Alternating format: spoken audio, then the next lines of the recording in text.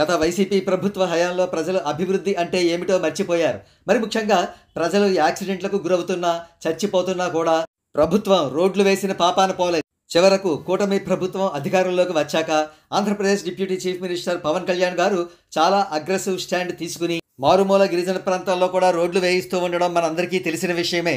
దీనితో రాజకీయాల్లో కూడా పవన్ కళ్యాణ్ గారి కీర్తి ప్రతిష్టలు విపరీతంగా పెరిగిపోవడంతో వైఎస్ఆర్సీపీకి కంటగింపైంది.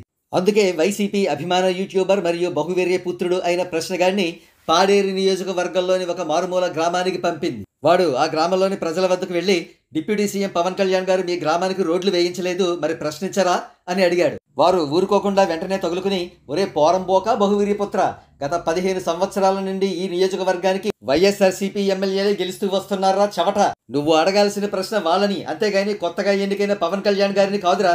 అయినా ఆయన చాలా తక్కువ కాలంలోనే ఎన్నో ఏరియాల్లో రోడ్లు వేయించారు. మా ఊరికి కూడా భవిష్యత్తులో రోడ్డు వస్తుంది, నువ్వు చెప్పాల్సిన అవసరం లేదు అంటూ ప్రశ్నగాడిని తన్ని తరిమేశారు. దానితో ప్రశ్నగాడు బ్రతుకు జీవుడా అంటూ అక్కడి నుండి పారిపోయి ముందుగానే ఏర్పాటు చేసుకున్న పేటీఎం కుక్కలతో ఇంటర్వ్యూ నిర్వహించాడు. సరే, ఆ ప్రశ్నగాడి విషయం కాసేపు అటు ఉంచితే 2014, 2019, 2024 జనరల్ ఎలక్షన్స్లో పాడేరు నియోజకవర్గంలో వైసీపీ ఎమ్మెల్యేలే విజయం సాధిస్తూ వచ్చినా ఏ ఒక్క గ్రామము కూడా అభివృద్ధికి నోచుకోలేదు. మరి ముఖ్యంగా మారుమూల గిరిజన ప్రాంతాల్లో రోడ్లు వేయలేదు. వైఎస్ఆర్సీపీ చేసిన పాపాలకు పాపం ఆ మారుమూల ప్రాంతపు గిరిజనులు మూల్యం చెల్లించుకుంటున్నారు, బలి పశువులవుతున్నారు.